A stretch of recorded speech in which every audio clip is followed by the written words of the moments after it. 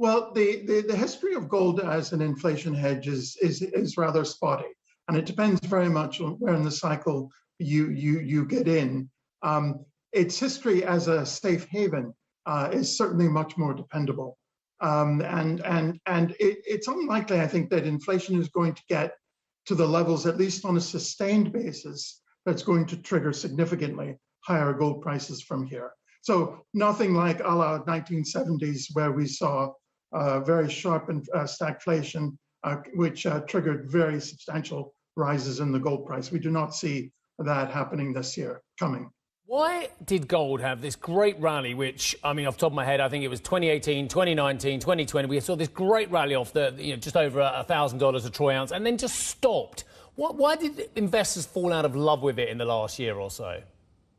Well, what we saw, particularly in 2020, was absolutely stupendous ETF purchases. I mean, they were up about 30 million ounces, going up, I think, to a high of 111 million ounces from 81 million ounces at the beginning of the year. And this was really a combination of quantitative easing, very heavy fiscal spending globally, and uncertainty generated by the COVID crisis. And as we got into this year, gold reacted the way, in my opinion, it should have, with uncertainty being reduced, even though it's come back up again recently.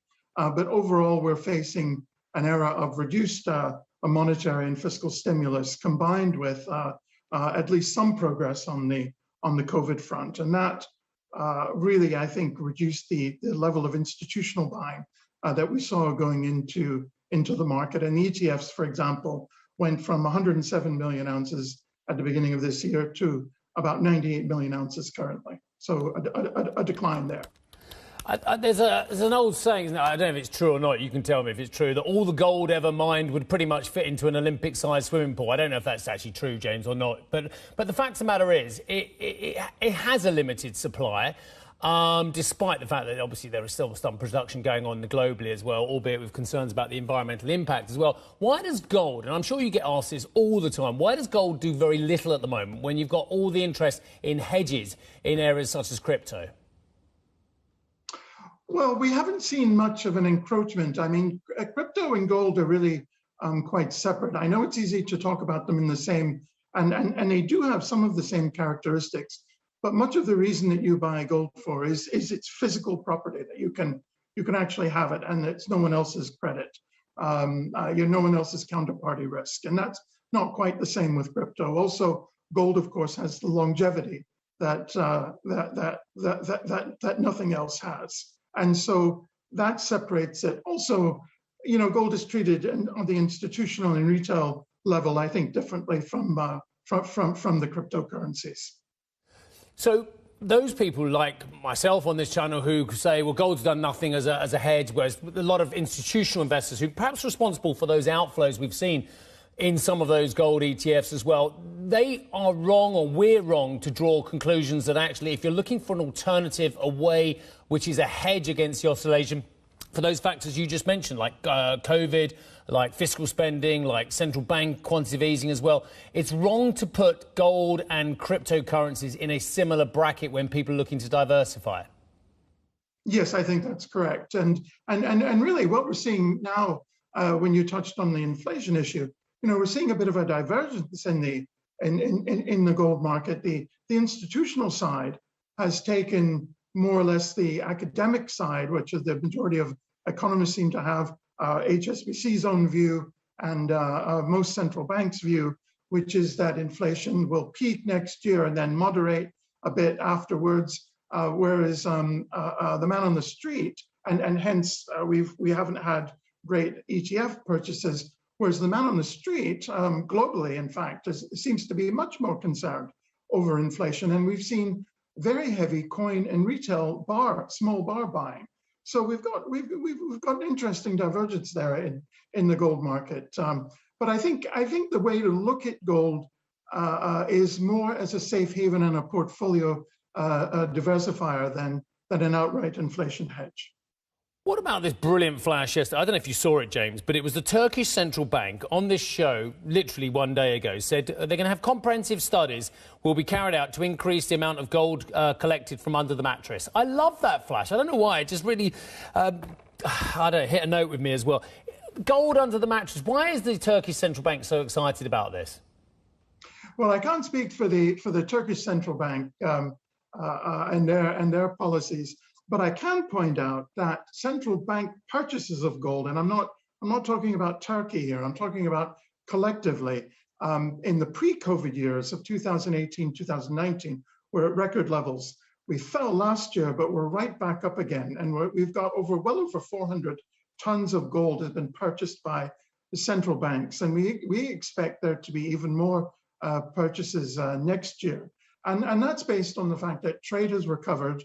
And so many central banks will have more dollars with which diversify out of their foreign exchange holdings and to hold on to something more tangible.